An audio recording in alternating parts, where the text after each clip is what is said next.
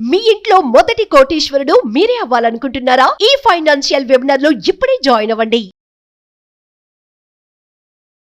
Hello hi నమస్తే welcome to Suman TV. ప్రస్తుతం మనతో పాటు amphi certified and mutual funds distributor అయిన చంద్రశేఖర్ గారు ఉన్నారు. వీరితో మ్యూచువల్ ఫండ్స్ గురించి మనకున్న రిలేటెడ్ డౌట్స్ని క్లియర్ చేసుకుందాం. హలో అండి, నమస్తే అండి. నమస్తే అండి కీర్తి గారు. అయితే మనకి ఇప్పుడు ఏఎంసీ వాళ్ళు ఎన్ఎఫ్ఓస్ లాంచ్ చేస్తూ ఉంటారు. అంటే అవి ఎందుకు లాంచ్ చేస్తారు, అవి కొంచెం డీటెయిల్గా మీరు ఎక్స్ప్లెయిన్ చేయగలుగుతారు? కీర్తి గారు, మంచి క్వశ్చన్ అండి. జనరల్గా మ్యూచువల్ ఫండ్స్లో ఎన్ఎఫ్ఓ లాంచ్ చేస్తుంటారు. అంటే ఎన్ఎఫ్ఓ అంటే new fund offer. Okay okay. ప్రతిసారి లాస్ట్ 1 month చూసుకుని చాలా ఎన్ఎఫ్ఓలు లాంచ్ అయ్యాయి. లాస్ట్ 1-2 monthsలో చూసుకుంటే. ఇప్పుడు ఎన్ఎఫ్ఓ అంటే న్యూ ఫండ్ ఆఫర్ జనరల్గా చెప్పుకోవడానికి. బట్ యాక్చువల్గా అసలు ఎందుకు లాంచ్ చేస్తారనేది మనం మాట్లాడదాం మేడం. ఎన్ఎఫ్ఓస్ ముందు స్టాక్స్ ఐపీఓస్ అంటారు, initial public offering. Okay so IPOs కూడా లాంచ్ చేస్తుంటారు. ఎందుకు చేస్తారంటే ఫస్ట్ థింగ్, ఏదైనా ఒక కంపెనీ ఉంటే వాళ్ళది లిస్టింగ్ అయ్యేటప్పుడు ఈ ఐపీఓస్ అనేది లాంచ్ చేస్తారు. బేసిక్గా లాంచ్ చేయడం కారణం ఏంటంటే వాళ్ళు ఎక్స్పాన్షన్ మోడ్, అంటే వాళ్ళు ఇంకా బిజినెస్లో ఎక్స్పాండ్ అవ్వాలని చెప్పి ఒక క్యాపిటల్ రైజింగ్ కోసం ఇలాంటి ఐపీఓస్ అనేది లిస్టింగ్ చేస్తుంటారు, లాంచ్ చేస్తుంటారు. అది స్టాక్స్కి వచ్చినప్పుడు. అదే మ్యూచువల్ ఫండ్స్కి వచ్చినప్పుడు ఎన్ఎఫ్ఓ అంటారు, న్యూ ఫండ్ ఆఫర్. ఈ న్యూ ఫండ్ ఆఫర్స్ అంతా ఏంటంటే మేడం, క్యాపిటల్ రైజింగ్ కోసం ఒకటి, తర్వాత ఎక్స్పాండింగ్ వాళ్ళ బిజినెస్ ఎక్స్పాన్షన్స్ కోసం, వేరే సెక్టర్స్లో పెట్టడానికి, ఎక్కడైతే ఆపర్చునిటీస్ ఉన్నాయో దాంట్లో పెట్టడానికి, తర్వాత మార్కెటింగ్ ట్రెండ్స్కి ఇచ్చేస్తూ క్యాపిటలైజ్ చేయడానికి ఒక ఇది, తర్వాత వాళ్ళకు ఉండే ఏయుఎంని కూడా ఇంక్రీజ్ చేసుకోవడానికి, తర్వాత ఈ మార్కెటింగ్ బ్రాండింగ్ అన్నీ అవుతుంటాయి దీనివల్ల. మేడం, ఈ ఎన్ఎఫ్ఓ అనేది ఎప్పుడైతే లాంచ్ చేస్తారో అంటే వాళ్ళు చూస్తుంది ఏంటి? ఫర్ ఎగ్జాంపుల్ ఇప్పుడు ఎన్ఎఫ్ఓలు చాలా 1-2 months, లాస్ట్ 2 monthsలో తీసుకుంటే ఎన్ఎఫ్ఓస్ అనేది సెక్టరల్ ఫండ్స్ చాలా ఎక్కువ లాంచ్ అయ్యాయి. ఓకే.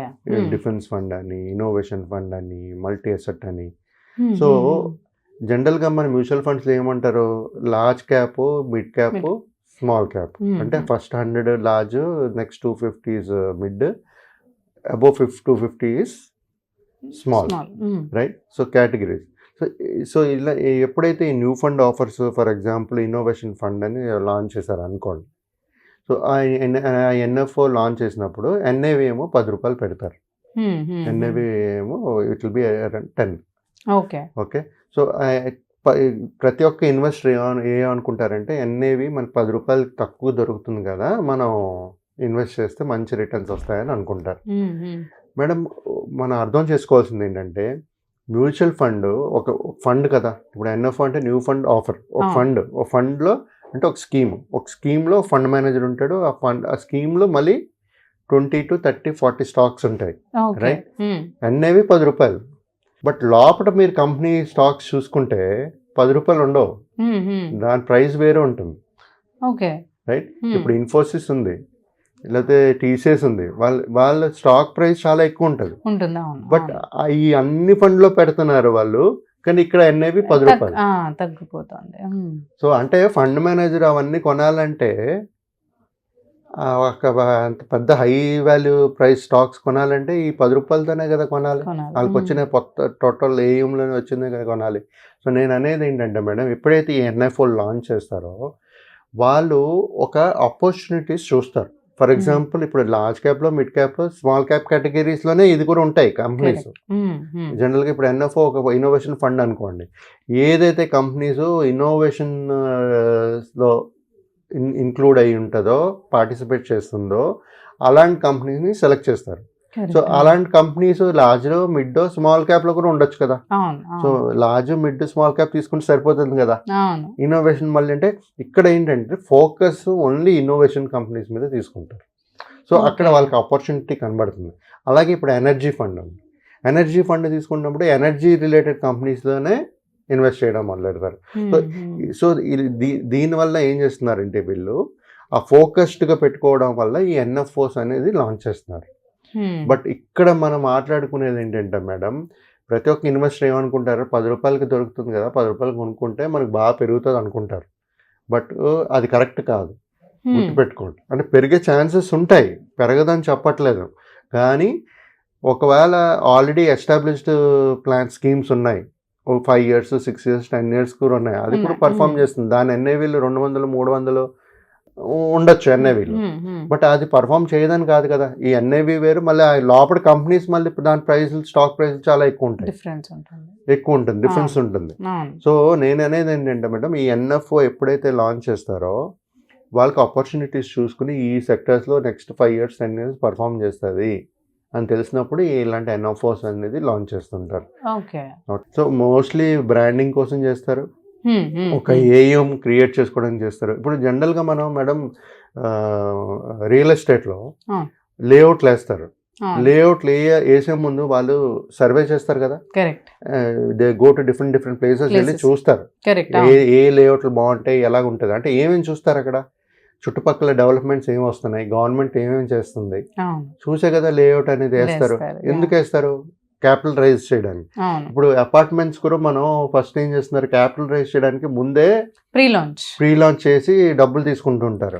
అంటే డబ్బులు తీసుకున్న తర్వాత వాళ్ళు డెవలప్ చేస్తున్నారు. అదే విధంగా ఎప్పుడైతే ఎక్కడైనా ఆపర్చునిటీ కనేటప్పుడు ఈ న్యూ ఫండ్ ఆఫర్స్ ఐపీఓస్ అనేది లాంచ్ చేస్తుంటారు. సో రిటర్న్స్ అనేది కూడా మంచి వచ్చి ఎక్కడైతే రిటర్న్స్ మనకి బాగా వస్తుంది అనుకున్నప్పుడు ఇలాంటి ఎన్ఎఫ్ఓలు దానికి ఒక టీమ్ ఆఫ్ ఎక్స్పర్ట్స్ ఉంటారు, ఫండ్ మేనేజర్ ఉంటారు, రీసెర్చ్ అనలిస్టులు ఉంటారు, అన్నీ ఉంటారు. మ్యూచువల్ ఫండ్స్ మనం చేయవలసింది ఏం లేదు, ఆ ప్లాన్ ఇది బాగా చేస్తుంది అనుకునేటప్పుడు మనం ఇన్వెస్ట్ చేస్తే fund manager will take care. So very simple అండి. సో ఇలాంటి ఎన్ఎఫ్ఓ చేసేటప్పుడు ఏంటంటే ఇన్వెస్ట్మెంట్ ఆపర్చునిటీస్ అనేది వస్తుంది కదా, మనకి 10 రూపాయలకి దొరుకుతుందంటే మనం చీపే కొనుక్కుంటున్నాం కదా. కానీ కాకపోతే అది నేను అనేది ఏంటంటే ఇది పెరుగుతుంది, కాకపోతే ఎన్ఐవి పెద్దది ఎక్కువ ఉంది అన్నప్పుడు అది పెరగదు అనుకోకండి. ఇప్పుడు 10 రూపాయలు ఎన్ఐవి పెరుగుతుంది, మరి కొన్ని ఆల్రెడీ 5-10 years ఉండే స్కీము ఎన్ఐవి 200 రూపీస్ ఉంది అనుకోండి, 300 రూపీస్ ఉంది అనుకోండి, అది పెరగదా? ఎందుకంటే ప్రతి కంపెనీ స్టాక్ ప్రైస్ చాలా ఎక్కువ ఉంటుంది, అది ఇంకా పెరుగుతుంటది కదా, ఎక్స్పాన్షన్ మోడ్ లో ఉంటుంది కదా. మరి ఐపీఓలు అందుకే కదా రైజ్ చేస్తున్నారు, సో వాళ్ళు ఎదగాలనే కదా. సో ఆ ప్రైస్ వాల్యూ కూడా పెరిగేటప్పుడు మన ఎన్ఐవి కూడా పెరుగుతూ ఉంటుంది. సో ఎన్ఐవి బేస్డ్ మీద ఇన్వెస్ట్మెంట్స్ అనేది చేయకండి. తక్కువ ఎన్ఐవి ఉంది కదా ఇది కొంటే ఎక్కువ వస్తుంది అనేది కాన్సెప్ట్ కాదు. మనం చూడాలి అది నెక్స్ట్ 5 years 10 years ఏది చేస్తుంది. మాలాంటి వాళ్ళు ఉంటే మేము చెప్పగలుస్తాము ఇన్వెస్ట్ చేసేటప్పుడు ఏది బాగుంటుంది, ఎక్కడ బాగుంటుంది. ఇప్పుడు mid small cap correction phase లో ఉంది, సో అది ఇంకా ఎంతవరకు కరెక్ట్ అవుతుంది, ఎంత కరెక్ట్ అవుతుంది, ఎలాగ ఇన్వెస్ట్ చేసుకోవాలి, స్ట్రాటజీ ఏం వాడాలి, సో ఇవన్నీ మేము చెప్పగలుస్తాం. ఎవరైతే లేమని ఉంటారో ఇవన్నీ చేయలేరు. బట్ ప్రతి ఒక్కరు అపోహల్లో ఏమున్నారంటే ఎన్ఎఫ్ఓ ఎప్పుడైతే 10 రూపాయలు ఉంటుందో పెరిగే ఛాన్సెస్ ఎక్కువ ఉంటాయి, ఎన్ఎఫ్ పెద్దది ఎక్కువ ఉంటే అది తక్కువ రిటర్న్స్ ఇస్తే ఒక అపోహల్లో ఉన్నారు. సో అది మార్చుకోండి అంటున్నాను నేను. సో ఈ విధంగా ఎన్ఎఫ్ఓ అనేది లాంచెస్ మెయిన్గా క్యాపిటల్ రైజింగ్, వాళ్ళ బిజినెస్ ఎక్స్పాన్షన్, ఎక్కడైతే ఆపర్చునిటీస్ ఉంటుందో అక్కడ పెడుతూ మన ఇన్వెస్టర్స్ కూడా మంచి రిటర్న్స్ తెప్పిస్తూ వాళ్ళు కూడా మంచి గ్రోత్ పొటెన్షియల్ అనేది క్రియేట్ చేసుకుంటున్నారు. సో ఈ విధంగా ఈ ఎన్ఎఫ్ఓ కానీ ఐపీఓస్ కానీ మెయిన్ రీజన్స్ దీనివల్లే లాంచ్ చేస్తుంటారు మేడం. సో ఎప్పుడైతే ఆపర్చునిటీస్ కనబడుతుందో ఆ ఆపర్చునిటీస్ మన లాంటి ఇన్వెస్టర్స్ కూడా ఇచ్చి వాళ్ళు వెల్త్ క్రియేట్ చేసేటట్టుగా అలౌ చేస్తున్నారు. సో ప్రతి ఒక్కరూ అర్థం చేసుకోవాల్సింది ఏంటంటే ఎన్ఎఫ్ఓస్ ఎందుకు లాంచ్ చేస్తున్నారు, ఎక్కడ పెడతారు, నెక్స్ట్ ఎన్ఎఫ్ఓలో నెక్స్ట్ 5 years 10 years పర్ఫామ్ చేస్తుందా లేదా అనేది మనం అనాలిసిస్ కూడా ఉండాలి. సో ఆ విధంగా ప్రతి ఒక్కరు ఎన్ఎఫ్ఓ వస్తుందని చెప్పి ఎన్ఎఫ్ఓ 10 రూపాయలే ఉందని చెప్పి వచ్చిన ప్రతి ఎన్ఎఫ్ఓలో పెట్టలేం కదా మనం. ఎగ్జిస్టింగ్ మరి 10, 20, 30 years చేసిన ప్లాన్స్ పర్ఫామ్ చేస్తుంది కదా.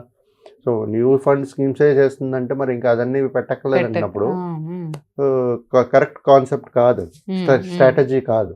సో ప్రతి ఒక్కరు చూడవలసింది ఏంటంటే ఏది పెరిగే ఛాన్సెస్ ఉంటాయి, లాంగ్ టర్మ్ మన టైం హారిజన్ ఏంటి, రిటర్న్స్ ఎంత ఎక్స్పెక్ట్ చేస్తున్నాము, మన రిస్క్ ప్రొఫైల్ ఎంత ఉంది, దాన్ని బట్టి మన ప్లాన్స్ డైవర్సిఫికేషన్ చేసుకుంటూ ఒక వెల్త్ అనేది క్రియేట్ చేయగలుగుతాం మేడం. థ్యాంక్ యూ అండి, thanks for the information. Thank you.